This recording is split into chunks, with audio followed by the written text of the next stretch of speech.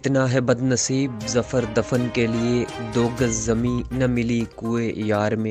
منہاج القرآن فرانس کے اسکالر حافظ اقبال اعظم کی فیس بک وال سے گزشتہ روز پیرس سے 600 کلومیٹر دور سٹراسبرگ سے آگے جرمن بارڈر کے پاس ایک مسلم پاکستانی جن کا تعلق رحیم یار خان سے تھا کی نماز جنازہ اور تدفین کے لیے ایمرجنسی جانا پڑا۔ تاخیر کی صورت میں بغیر نماز جنازہ کے ایک مسلم پاکستانی میت کو جلا دیا جاتا۔ الحمدللہ وقار بھائی کی کاوشوں سے اور بر وقت پہنچنے سے نماز جنازہ کی ادائیگی کے ساتھ میت کی تدفین بھی کی گئی، مگر مرحوم کے بیٹے کی ہدایت پر مقامی جرمن تدفین کمیٹی نے کفن پہنائے بغیر پینٹ کوٹ اور ٹائی لگا کر میت کی نماز جنازہ پڑھانے کی اجازت دی اور 3 احباب نے نماز جنازہ پڑھی۔ یہ خبر لگانے کا مقصد صرف یہ ہے کہ دنیا داری کے کاموں میں اور مال بنانے کے چکر میں ہم اپنے سفر آخرت کو بھول جاتے ہیں کہ مرنے کے بعد ہماری میت کے ساتھ کیا سلوک کیا جائے گا۔ لہٰذا خصوصی طور پر ان بھائیوں کے لیے گزارش ہے جو یورپ میں مسلم کمیونٹی سے دور رہتے ہیں، انہیں اپنی تدفین کے لیے